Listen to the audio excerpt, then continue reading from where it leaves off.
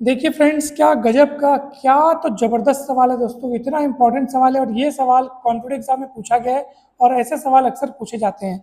यहाँ पर लिखा है कि 45 की घात में 4545 को 23 से भाग देने पर शेषफल क्या प्राप्त होगा।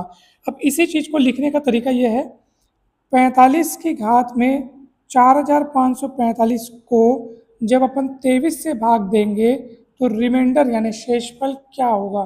तो बराबर के उस पर मैंने क्वेश्चन मार्क लगाया है ना। और इस ये जो लिखा है उसके लिखने का तरीका क्या है कि जब इसको अपन 23 से भाग देंगे तो रिमाइंडर यानी अपने को रिमाइंडर पूछा गया है, ठीक है। बराबर के उस पर वो चीज़ लिखना है जो रिमाइंडर होगा। तो चलिए रिमाइंडर यानी कि शेषफल पता करना है दोस्तों। सबसे पहले आप क्या करेंगे, नीचे लिखा है 23, 23 से अपन डिवाइड कर रहे हैं, ऊपर लिखा है 45। सोचो जरा, सोचो कि 23 के पहाड़े में 45 तो नहीं आता सर, लेकिन 45 के आसपास की कोई संख्या आती है कि 23 के पहाड़े में जरूर आती है। 23 से कम 23, 23 दूनी 46, 46 45 के करीब है। कितना करीब है? एक ज़्यादा है 46 45 से, ठीक है। तो सबसे पहले तो अपन इसको लिखेंगे भैया कि 45 जो है वो 23 के पहाड़े में आता है 2 बार में। तो 2 गुणित 23 2 बार में आता है, लेकिन 2 गुणित 23 होता है 46। तो 46 में एक कम कर देंगे तो बन जाएगा 45। यानी 45 को आप लिख सकते हो 2 गुणित 23 - 1। यानी आप इस यहाँ पे लिखी संख्या को आप क्या करो, ये देखो कि ये नीचे वाली संख्या के पहाड़े में कहाँ पे आता है, पहाड़े के आसपास कहीं आता है क्या। तो 23 दूनी 46 होते हैं, 46 के आसपास 45 है। तो मैं 2 गुणित 23 - 1 इसको लिख सकता हूँ मैं। और पूरे घात में कितना है? 45 45 और अपॉन 23। इसको इससे डिवाइड करने पर रिमाइंडर अपने को पता करना है, ठीक है फ्रेंड्स, ये पता करना है अपने को। चलिए आगे बढ़ते हैं। अब प्रश्न उठता है कि सर आपने इसको ऐसे क्यों तोड़ा, इसके तोड़ने के पीछे कारण क्या है। कारण क्या है वो सुनिए।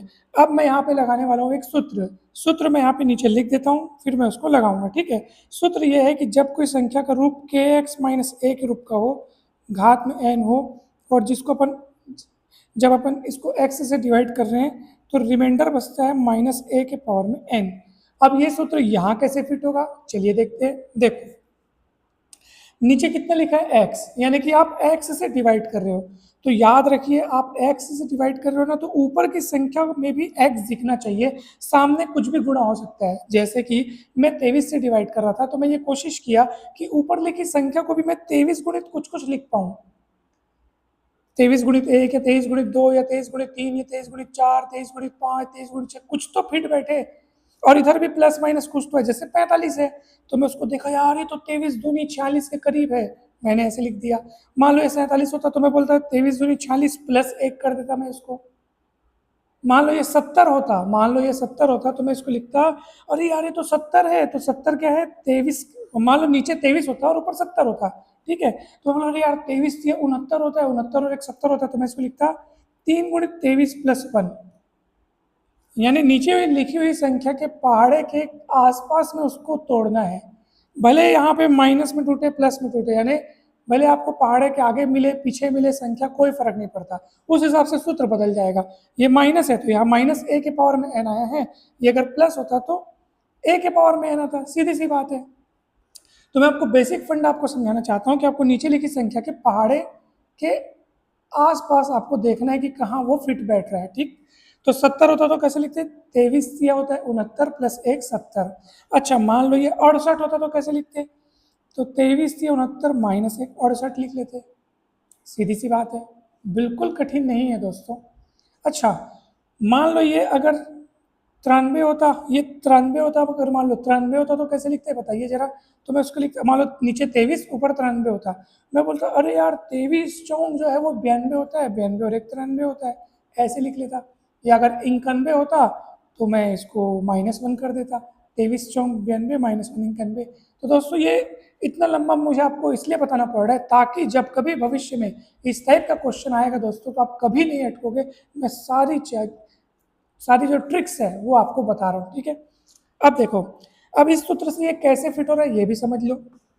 देखो नीचे 23 लिखा था तो अपन ने उसको 23 के रूप में तोड़ा है, ठीक है। अब अपन ने उसको जब 23 के रूप में तोड़ा है तो सामने कुछ कुछ गुणा आया है। अब वो ये कुछ कुछ गुणा किस हिसाब से है, वो उस हिसाब से है कि वो 23 के पहाड़े में कौन सी संख्या के करीब वाला है। तो ये 46 के करीब है, 23 दूनी 46 के करीब है, तो 2 गुणित 46 हुआ, ठीक है। अब कंपेयर करो, देखो k के स्थान पर 2 दिख रहा है।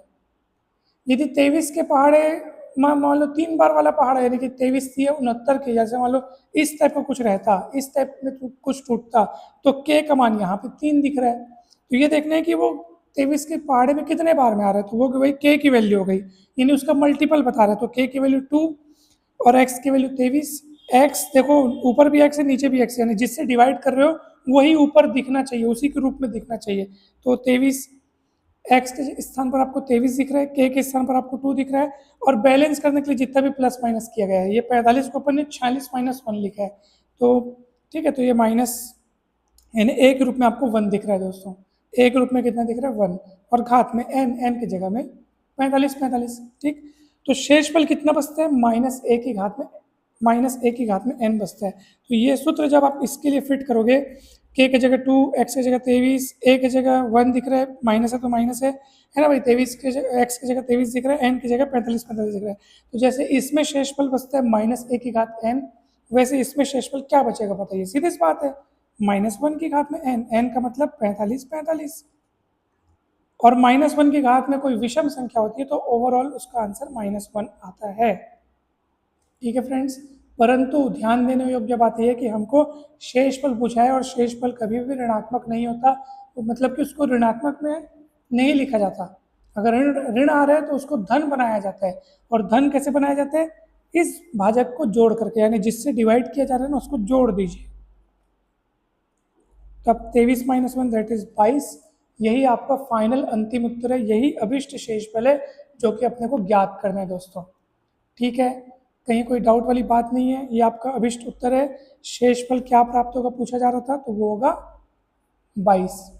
अब एक और खास बात दोस्तों आपके मन में, ताकि कोई डाउट न रहे, मैं आपको अच्छे से समझाना चाहता हूँ, बहुत ज़्यादा अच्छे से, मतलब अपन अच्छे से समझ लिए, लेकिन कुछ स्थिति अगर दूसरी होती, मान लो जाए 45 के बजाय अगर 47 होता है ना, तो 47 को कैसे लिखते अपन, देखते कि भैया 23 के पहाड़े के कहाँ करीब है, तो 23 दूनी 46 प्लस 1 47, तो मैं उसको लिखता भैया वो 47 है तो 2 गुणित 23 प्लस 1 लिखता मैं उसको, 23 दूनी 46 प्लस 1 47, और घात में 45, ठीक है, और अपॉन क्या है 23 से डिवाइड करें। अब शेषफल कितना बचेगा, तो ये अब इसमें आप ये फॉर्मूला यूज नहीं कर सकते दोस्तों, क्योंकि ये माइनस वाला है, तो जब माइनस रहता है तो -a के पावर n बचता है, यहाँ पे माइनस नहीं बचेगा, सीधा a के पावर n शेषफल बचेगा, यानी कि शेषफल बचेगा यहाँ पे 1 के पावर में n, यानी 1 के पावर में 45, और 1 के पावर में 45 होगा तो वो 1 इंच होगा, तो यहाँ पे शेषफल कितना आएगा 1 आएगा, यानी कि यदि यहाँ पे 45 के बजाय 47 हुआ होता तो 1 आता, और यहाँ पे आपको 23 जोड़ने की जरूरत नहीं है, जैसे यहाँ पे आपने 23 जोड़ा था, यहाँ पे इसलिए जोड़ा था क्योंकि नेगेटिव आ रहा था, तो उसको पॉजिटिव बनाने के लिए अपन 23 जोड़े और फाइनल आंसर 22 आया। यहाँ पे आंसर पहले से पॉजिटिव में आ रहा है, तो यही हमारा अभिष्ट शेषफल होगा, यहाँ पे आपको और कुछ जोड़ने जाने की जरूरत नहीं है, यही हमारा अभिष्ट शेषफल है, यही अभिष्ट उत्तर है। ठीक है, तो इसमें जो फॉर्मूला यूज हुआ है वो ये है कि kx प्लस a की घात में n अपॉन x है ना, यानी kx प्लस a के पावर में n जब रहेगा और उसको x से डिवाइड करोगे तो जो शेषफल रहेगा वो होगा a की घात में n, a की घात में n, ये शेषफल बचेगा दोस्तों। यहाँ माइनस था तो माइनस a की घात में n, प्लस है तो प्लस a की घात में n। तो इस तरीके से दोस्तों आपको इस टाइप के सवालों को बनाना है। मुझे उम्मीद है ये सवाल आपको बहुत बहुत अच्छे से समझ में आ गया होगा दोस्तों। अगर सच में बहुत अच्छे से समझ में आए तो इस वीडियो को लाइक जरूर कीजिएगा और चैनल को सब्सक्राइब जरूर कीजिएगा। आपको इसमें एक से बढ़कर एक कंसेप्ट सीखने को मिलेंगे। आप देख सकते हैं एक से बढ़कर एक सवाल समझाए गए हैं जो कि अनेक कॉम्पिटिटिव एग्जाम में पूछे गए दोस्तों। ज्यामिति के, उसके बाद सामान्य गणित के, उसके बाद भिन्न वाले गणित के, दशमलव वाले गणित के, सब चीज़ समझाए गए। तो जरूर सब्सक्राइब करें, वीडियो को लाइक एवं शेयर करना ना भूलें दोस्तों। आप सभी को बहुत बहुत धन्यवाद। जल्दी मिलते हैं अपन नेक्स्ट वीडियो में।